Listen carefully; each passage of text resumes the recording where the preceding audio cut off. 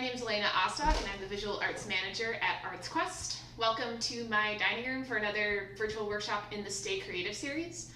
You can find this workshop and a whole bunch of other great stuff at ArtsQuest at Home on our website. While the Banana Factory and the Steel Stacks have to be closed down due to the coronavirus outbreak, we're still excited to be able to bring you great arts programming. So in addition to visual arts, we have like live stream concerts by your favorite musicians. We have improv, comedy, films, educational resources. I mean, the list really goes on. So check that out if you have a chance. And if you have the means to, feel free to support us. It's as easy as going to www.artsquest.org/donate. And you can even buy yourself a gift card for a future purchase on like concert tickets or a class or something like that. Every little bit obviously helps a lot right now. But what we're going to do today is paper flowers. I've done a few samples already. This is another project that I learned to do, I think, for a wedding. And I've learned a bunch of different ways to make paper flowers. I think this one is the easiest, which is why that's the one I'm going with. And I might turn them into a garland at the end. We'll see how we're doing on time. But basically all you need for this is some sort of paper. I'm using tissue paper because I have an excess of this kind of cranberry color, and it's nice for this, but I mean, you can use computer paper, construction paper, anything that's kind of lightweight. Scissors, of course. I'm using just like school glue. If you have a hot glue gun, that's great for this as well. Alrighty. If you've ever made a paper snowflake, this process is probably going to be sort of familiar to you. I like to start out with a vaguely square piece of paper. It's okay if it's not perfect because we'll be cutting some stuff off.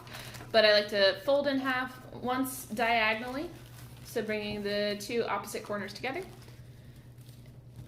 And then I will make that same fold kind of again. So I'll fold in half again, making our triangle even smaller.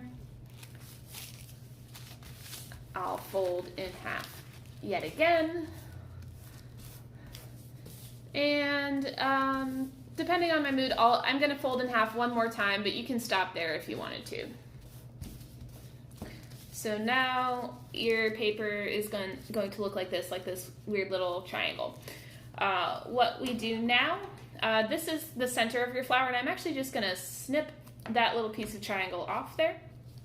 And then you're going to cut the wider part into the shape of your flower petal.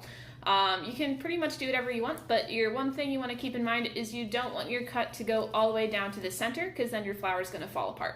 So I'm going to just do kind of a standard U shape here, but you can do something pointy, you can do like a W, you can make it squiggly, whatever works for you. So this is what my flower petal's looking like right now, and I'm actually going to open it up. And we have what looks like a full flower. Right now, I'm going to kind of cut from the outside into the center just in one spot. And we're going to turn this into a bit more of a three-dimensional, fully formed looking flower, just with some glue and some turning. So I just like to start with a little dab of glue on one of the edges like so. And this is going to be the inside of our flower now. So I'm going to slowly just kind of wrap around and sort of fluff as I go. And I'll add a little bit more glue when I need to.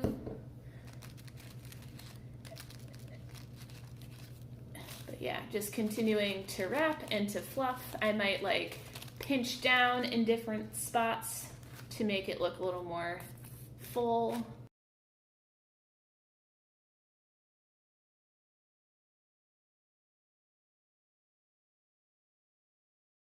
All right, and there we go. We have our paper flower.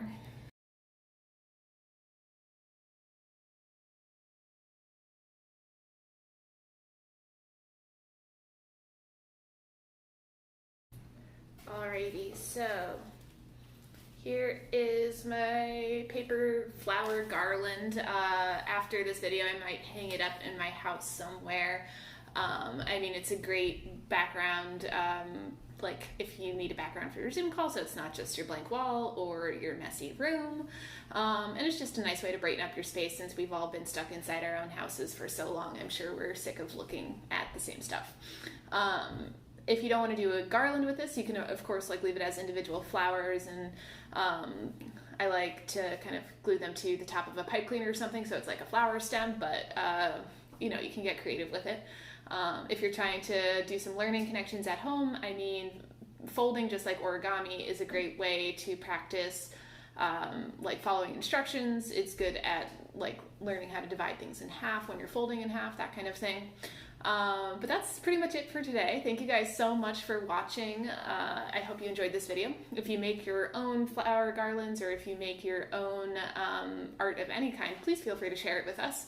You can tag us on Instagram at bananafactory_PA, or you can use the hashtag BFQuarantineArtClub and have a chance to be featured on our story. So thank you guys so much for watching, and I hope to see you guys again soon.